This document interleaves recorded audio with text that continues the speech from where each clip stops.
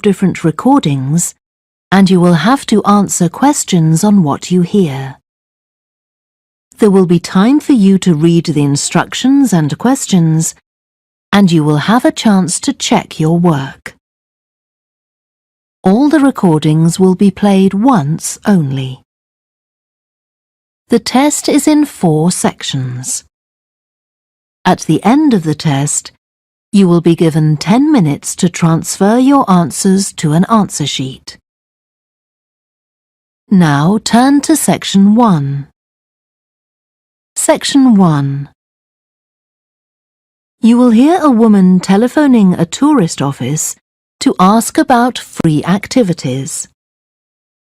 First, you have some time to look at questions 1 to 6.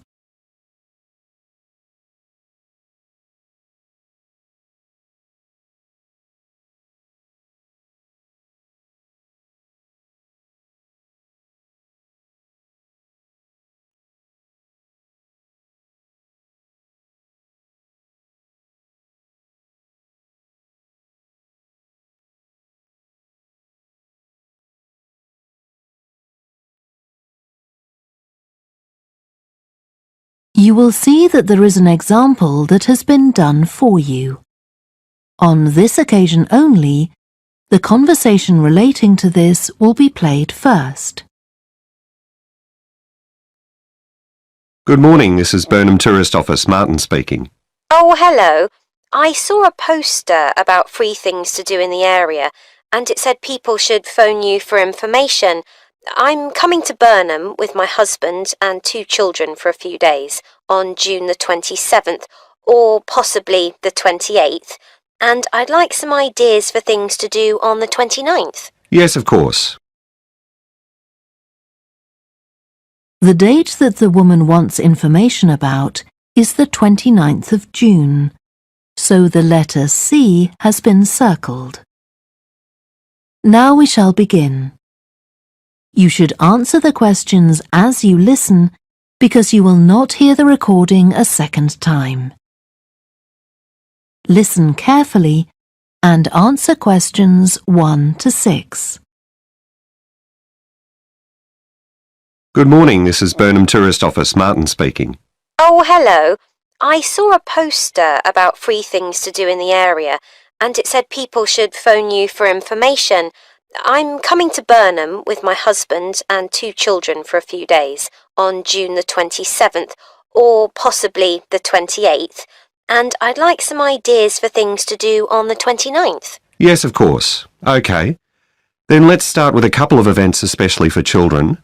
The art gallery is holding an event called Family Welcome that day, when there are activities and trails to use throughout the gallery. That sounds interesting. What time does it start? The gallery opens at 10 and the Family Welcome event runs from 10:30 until 2 o'clock.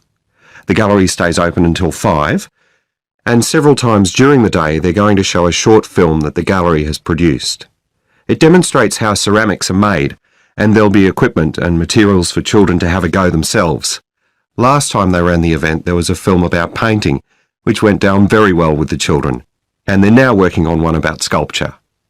I like the sound of that. And what other events happen in Burnham? Well, do you all enjoy listening to music? Oh, yes. Well, there are several free concerts taking place at different times, 1 or 2 in the morning, the majority at lunchtime and a couple in the evening, and they range from pop music to Latin American. The Latin American could be fun. What time is that?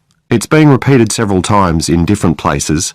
They're performing in the Central Library at 1 o'clock, then at 4 it's in the City Museum, and in the evening at 7:30 there's a longer concert in the theatre. Right. I'll suggest that to the rest of the family. Something else you might be interested in is the boat race along the river. Oh, yes. Do tell me about that. The race starts at Offord Marina to the north of Burnham and goes as far as Summer Pool. The best place to watch it from is Charlesworth Bridge, though that does get rather crowded. And who's taking part? Well, local boat clubs, but the standard is very high. One of them came first in the West of England Regional Championship in May this year.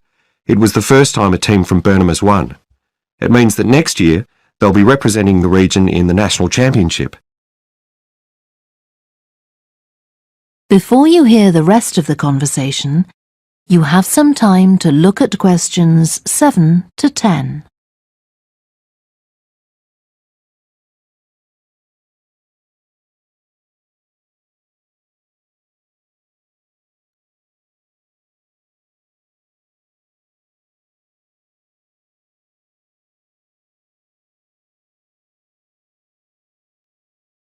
Now listen and answer questions 7 to 10. Now, I've heard something about Paxton Nature Reserve. It's a good place for spotting unusual birds, isn't it? That's right, throughout the year. There is a lake there as well as a river, and they provide a very attractive habitat. So it's a good idea to bring binoculars if you have them. And just at the moment you can see various flowers that are pretty unusual. The soil at Paxton isn't very common. They're looking good right now. Right. My husband will be particularly interested in that. And there's going to be a talk and slideshow about mushrooms, and you'll be able to go out and pick some afterwards and study the different varieties. Uh-huh. And is it possible for children to swim in the river? Yes, part of it has been fenced off to make it safe for children to swim in. It's very shallow and there's a lifeguard on duty whenever it's open. The lake is too deep, so swimming isn't allowed there. OK, we must remember to bring their swimming things in case we go to Paxton. How long does it take to get there by car from Burnham? About 20 minutes, but parking is very limited, so it's usually much easier to go by bus, and it takes about the same time. Right. Well, I'll discuss the options with the rest of the family. Thanks very much for all your help. You're welcome. Goodbye. Bye. That is the end of section 1. You now have half a minute to check your answers.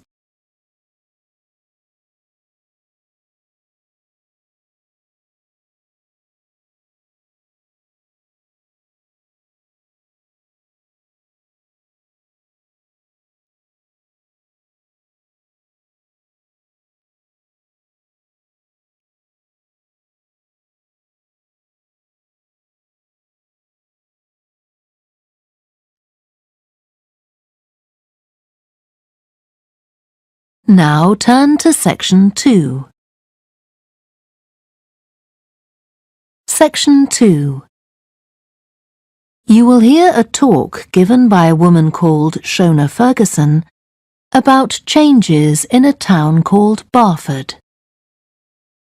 First, you have some time to look at questions 11 to 15.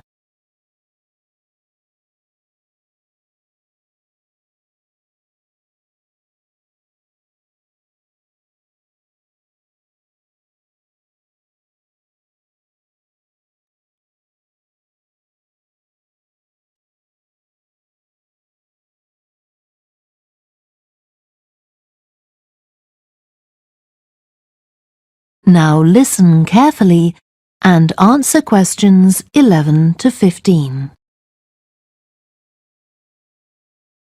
First of all, let me thank you all for coming to this public meeting to discuss the future of our town. Our first speaker is Shona Ferguson from Barford Town Council. Shona. Thank you. First, I'll briefly give you some background information. Then I'll be asking you for your comments on developments in the town. Well, as you don't need me to tell you, Barford has changed a great deal in the last 50 years. These are some of the main changes. 50 years ago, buses linked virtually every part of the town and the neighbouring towns and villages.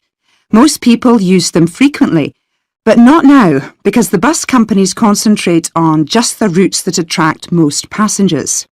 So parts of the town are no longer served by buses. Even replacing old, uncomfortable buses with smart new ones has had little impact on passenger numbers. It's sometimes said that bus fares are too high, but in relation to average incomes, fares are not much higher than they were 50 years ago. Changes in the road network are affecting the town. The centre was recently closed to traffic on a trial basis, making it much safer for pedestrians. The impact of this is being measured. The new cycle paths separating bikes from cars in most main roads are being used far more than was expected, reducing traffic and improving air quality. And although the council's attempts to have a bypass constructed have failed, we haven't given up hope of persuading the government to change its mind. Shopping in the town centre has changed over the years. Many of us can remember when the town was crowded with people going shopping. Numbers have been falling for several years, despite efforts to attract shoppers, for instance by opening new car parks. Some people combine shopping with visits to the town's restaurants and cafes. Most shops are small independent stores, which is good, but many people prefer to use supermarkets and department stores in nearby large towns, as there are so few well-known chain stores here. Turning now to medical facilities. The town is served by family doctors in several medical practices, fewer than 50 years ago, but each catering for far more patients. Our hospital closed 15 years ago, which means journeys to other towns are unavoidable. On the other hand, there are more dentists than there used to be. Employment patterns have changed along with almost everything else. The number of schools and colleges has increased, making that the main employment sector. Services such as website design and accountancy have grown in importance, and surprisingly perhaps, manufacturing hasn't seen the decline that has affected it in other parts of the country. Before you hear the rest of the talk, you have some time to look at questions 16 to 20.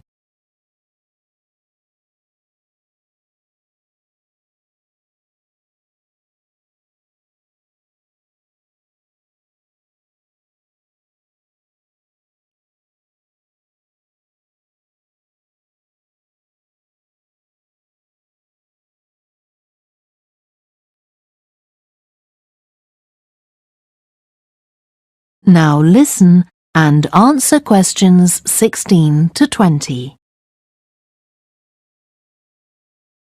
Now I'll very quickly outline current plans for some of the town's facilities, before asking for your comments. As you'll know if you regularly use the car park at the railway station, it's usually full. The railway company applied for permission to replace it with a multi-storey car park, but that was refused. Instead, the company has bought some adjoining land, and this will be used to increase the number of parking spaces. The Grand, the old cinema in the High Street, will close at the end of the year and reopen on a different site. You've probably seen the building under construction. The plan is to have 3 screens with fewer seats rather than just the one large auditorium in the old cinema. I expect many of you shop in the indoor market. It's become more and more shabby looking, and because of fears about safety, it was threatened with demolition. The good news is that it will close for 6 weeks to be made safe and redecorated, and the improved building will open in July. Lots of people use the library, including school and college students who go there to study. The council has managed to secure funding to keep the library open later into the evening, twice a week. We would like to enlarge the building in the not-too-distant future, but this is by no means definite. There's no limit on access to the nature reserve on the edge of town, and this will continue to be the case. What will change, though, is that the council will no longer be in charge of the area. Instead, it will become the responsibility of a national body that administers most nature reserves in the country.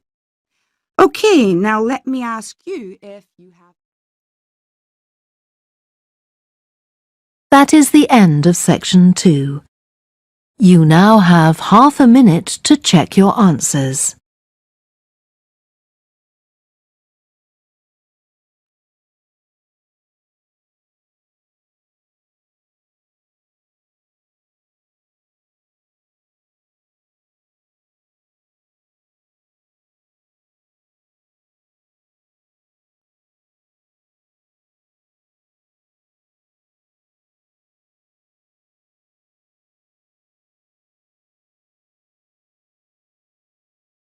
Now turn to section 3. Section 3.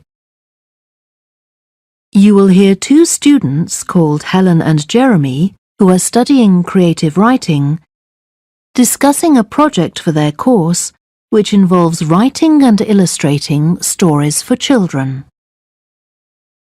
First, you have some time to look at questions 21 to 26.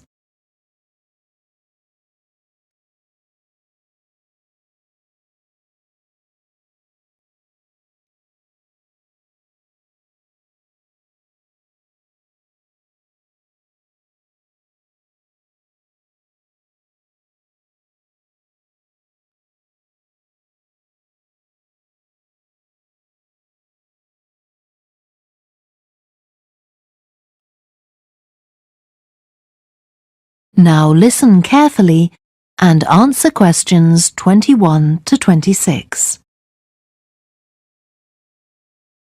Hello, Helen. Sorry I'm late. Hi, Jeremy, no problem. Well, we'd better work out where we are on our project, I suppose. Yeah, I've looked at the drawings you've done for my story, The Forest, and I think they're brilliant. They really create the atmosphere I had in mind when I was writing it. Oh, I'm glad you like them. There are just a few suggestions I'd like to make. Go ahead. Now, I'm not sure about the drawing of the cave. It's got trees all around it, which is great, but the drawing's a bit too static, isn't it? I think it needs some action. Yes, there's nothing happening. Perhaps I should add the boy, Malcolm, isn't it? He would be walking up to it.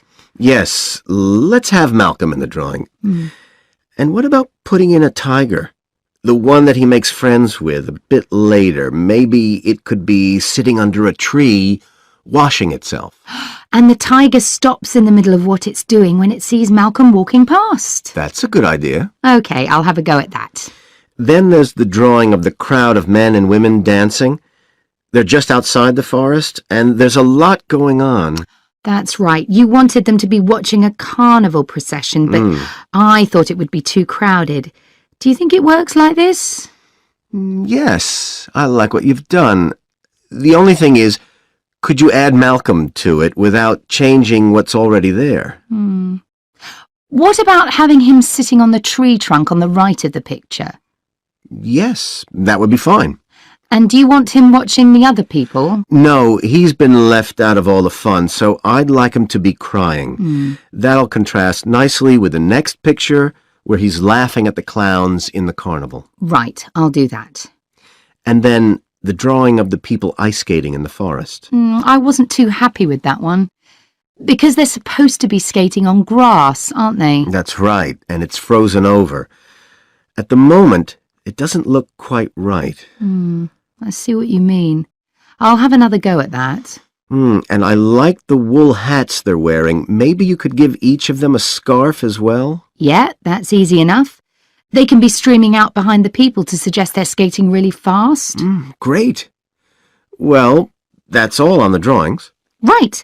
So you finish writing your story and I just need to finish illustrating it, and my story and your drawings are done. Before you hear the rest of the discussion, you have some time to look at questions 27 to 30.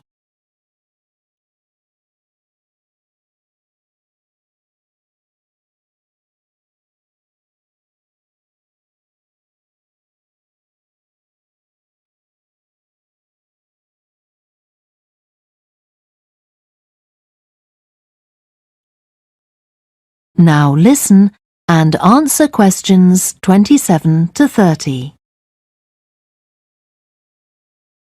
So the next thing is to decide what exactly we need to write about in the report that goes with the stories and how we're going to divide the work. Right, Helen.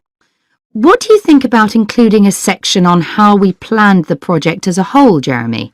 That's probably quite important. Yeah, well, you've had most of the good ideas so far. How do you feel about drafting something? Then we can go through it together and discuss it. OK, that seems reasonable. And I could include something on how we came up with the ideas for our two stories, couldn't I? Well, I've started writing something about that, so why don't you do the same and we can include the two things? Right. So what about our interpretation of the stories? Do we need to write about what we think they show, like the value of helping other people or that sort of thing? That's going to come up later, isn't it? Hmm. I think everyone in the class is going to read each other's stories and come up with their own interpretations, which we're going to discuss. Oh, I missed that. So it isn't going to be part of the report at all? No. But we need to write about the illustrations because they're an essential element of children's experience of reading the stories. It's probably easiest for you to write that section, as you know more about drawing than I do. Maybe, but I find it quite hard to write about. I'd be happier if you did it. Okay. So when do you think we can get this ready? That is the end of section 3. You now have half a minute to check your answers.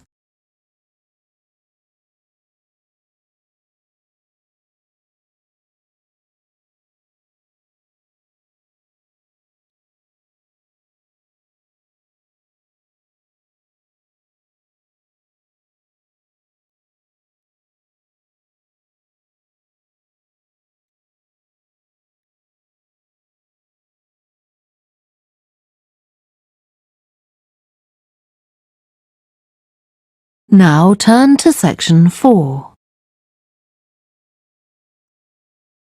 Section 4. You will hear part of a lecture to business students about the use of one particular type of research known as ethnography.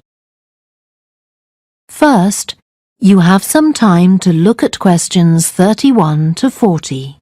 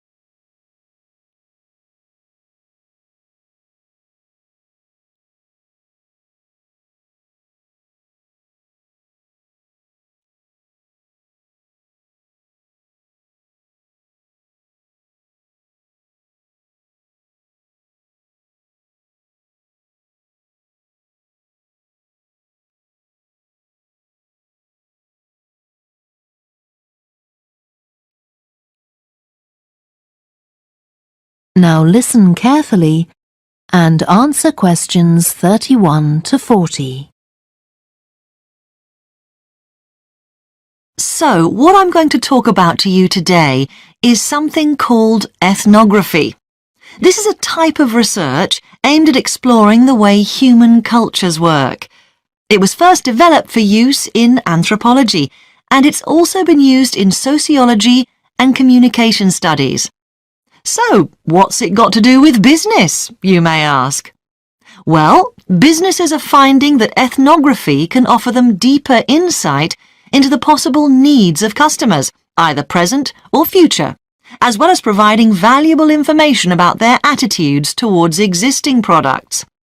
And ethnography can also help companies to design new products or services that customers really want. Let's look at some examples of how ethnographic research works in business. One team of researchers did a project for a company manufacturing kitchen equipment. They watched how cooks used measuring cups to measure out things like sugar and flour. They saw that the cooks had to check and recheck the contents because although the measuring cups had numbers inside them, the cooks couldn't see these easily. So a new design of cup was developed to overcome this problem, and it was a top seller. Another team of ethnographic researchers looked at how cell phones were used in Uganda, in Africa. They found that people who didn't have their own phones could pay to use the phones of local entrepreneurs. Because these customers paid in advance for their calls, they were eager to know how much time they'd spent on the call so far. So the phone company designed phones for use globally with this added feature. ethnographic research has also been carried out in computer companies. In one company, IT systems administrators were observed for several weeks. It was found that a large amount of their work involved communicating with colleagues in order to solve problems, but that they didn't have a standard way of exchanging information from spreadsheets and so on. So, the team came up with an idea for software that would help them to do this.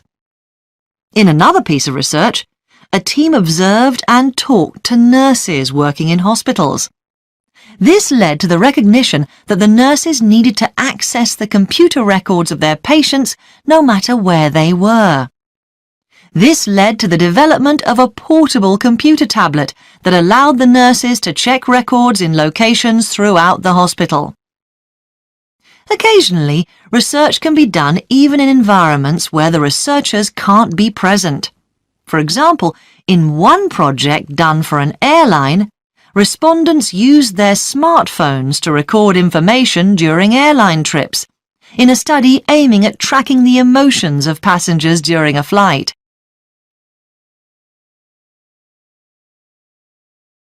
So, what makes studies like these different from ordinary research? Let's look at some of the general principles behind ethnographic research in business. First of all, the researcher has to be completely open-minded. He or she hasn't thought up a hypothesis to be tested, as is the case in other types of research.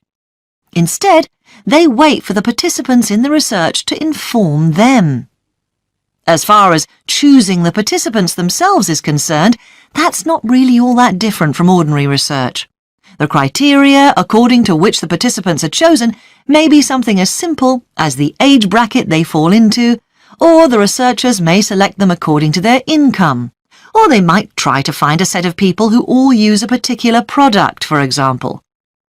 But it's absolutely crucial to recruit the right people as participants. As well as the criteria I've mentioned, they have to be comfortable talking about themselves and being watched as they go about their activities. Actually, most researchers say that people open up pretty easily, maybe because they're often in their own home or workplace. So, what makes this type of research special is that it's not just a matter of sending a questionnaire to the participants. Instead, the research is usually based on first-hand observation of what they are doing at the time. But that doesn't mean that the researcher never talks to the participants. However, unlike in traditional research, in this case, it's the participant rather than the researchers who decides what direction the interview will follow. This means that there's less likelihood of the researcher imposing his or her own ideas on the participant. But after they've said goodbye to their participants and got back to their office, the researcher's work isn't finished. Most researchers estimate that 70 to 80% of their time is spent not on the collecting of data, but on its analysis, looking at photos, listening to recordings and transcribing them, and so on. The researchers may end up with hundreds of pages of notes. And to determine what's significant, they don't focus on the sensational things or the unusual things. Instead, they try to identify a pattern of some sort in all this data and to discern the meaning behind it. This can result in some compelling insights that can, in turn, feed back to the whole design process. That is the end of section 4. You now have half a minute to check your answers.